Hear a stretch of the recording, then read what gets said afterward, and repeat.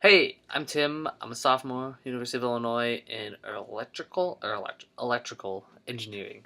My two words are slaved and satisfied. If you don't mind, I'll just go through that little quick story about that. Why I chose these kind of words to describe me, my life. What does this mean?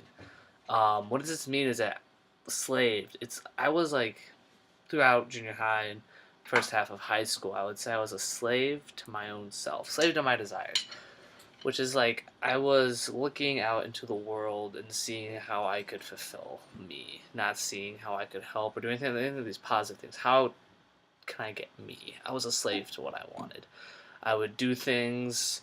I would be like how I interact with friends, how I interacted with just friends, how I interacted with schoolwork, how I did things, how I interacted with my church group. I was, grew up in a church home and a family, but how this even interacted, I was like the good kid, and I was desiring to be the good kid to be the good kid, not for any other real reason besides that was satisfying to me. It's like, oh yeah, I'm the good kid.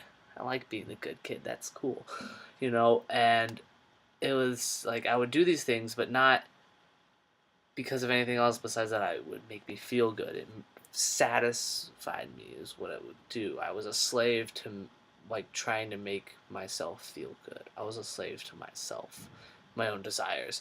Part of those even go out into areas of like looking at porn to satisfy yourself, not having the most positive relationships with women, with like emotionally and things like that, and all this stuff that I was doing with my life was all about status, is all about doing something about me trying to fulfill myself, and all about me regardless of the people around me. I didn't care.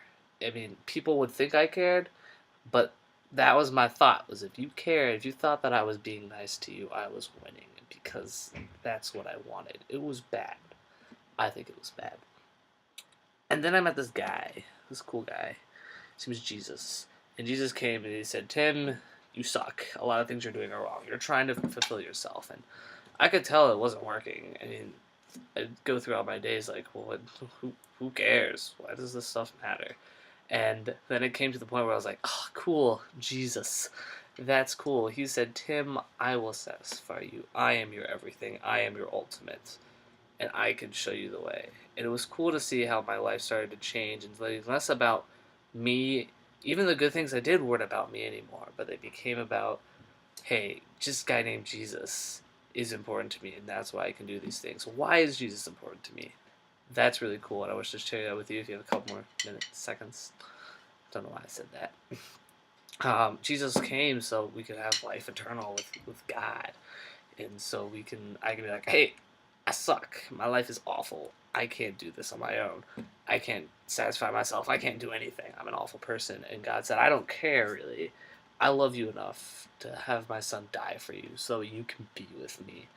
So, like, Tim, you suck. You shouldn't be allowed to be with a glorious God. And it's like, oh, hey, I'm just going to have my son go die. Be perfect. Die so you may have his righteousness in exchange. And you're right. And your unrighteousness goes away. And you get the righteousness of Jesus Christ, so I can live with God.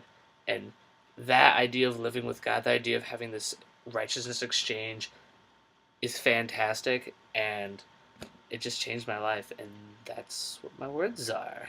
Two words about before Jesus was like, yeah, slave, now I am satisfied. I'm not a slave to my things anymore.